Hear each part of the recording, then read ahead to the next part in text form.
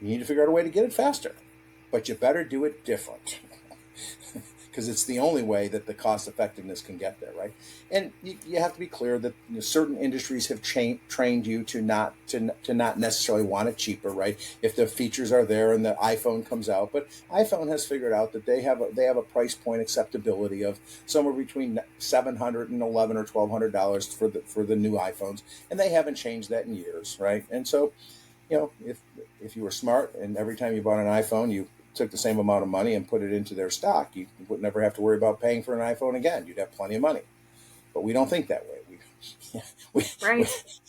we don't think that way. So, when I say we, I mean me included. So, So you used a word earlier that I want to come back to that I feel people don't use often enough. And I'm just going to share a quick story about when I started using that, right? So I was in the federal government for 21 years and I incorporated kindness. People, especially as I would move up in the different organizations. And one of the questions I got, and I had already developed this, so I think they were pretty surprised when I answered it quickly. What are your personal principles or what are your leadership principles? And I had three at one point, and I moved to five. Mine were leadership, unity, communication, kindness, and excellence. And so I spelled lucky with an E at the end, right? Very neat. But when I said kindness, and the first time as I was trying to articulate this so that I could explain it to other people, and I shared it with colleagues at other agencies and in the same organization, I got a remarkable amount of pushback at using the word kind.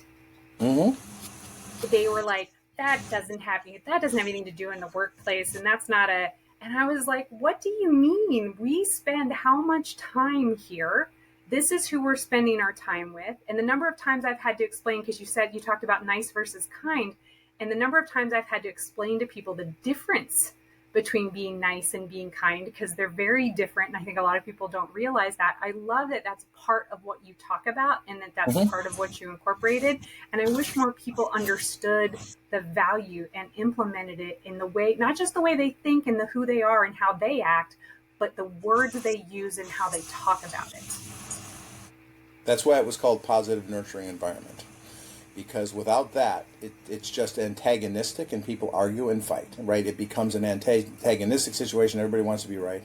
And I think culturally, as I described, it started out as open, honest, and direct, then added to open, honest, and direct in a positive nurturing environment, and then went to another one. And now it's be authentic, right? Be transparent was the one before that. Be authentic and be kind. Um, you have to you have to realize that the workforce has changed, that the hierarchical components of post World War II have been changed now, and baby boomers were able to tolerate one thing, and Gen X another, and millennials the different one, and Gen Z the next. And what's going to happen is what you have to realize is that because of the global way in which people can make money in the economy, if you need employees, you're going to have to be very, very clear about what's going on. Now, I was president of a public company, and at one time I had like 13,000 people on a global basis reporting to me, doing things on 4 continents in that instance. Um, and I realized there was no way I could hire and train enough people. And I have a tool for that. It's called the STAR chart. How do you become a star? Recruit, orient, train, educate, retain, and it's in a star. And it's for customers. How do you do it? How do you recruit a customer, orient a customer, train a customer, educate a customer, and retain a customer? How do you do it for vendors? How do you do it for employees? Because if you have an organized process, and recruitment is advertising, marketing, influencers, orientation is making sure people understand how to interact with you and do business, both your employees, and so it goes through. And it's fairly logical on how you get there.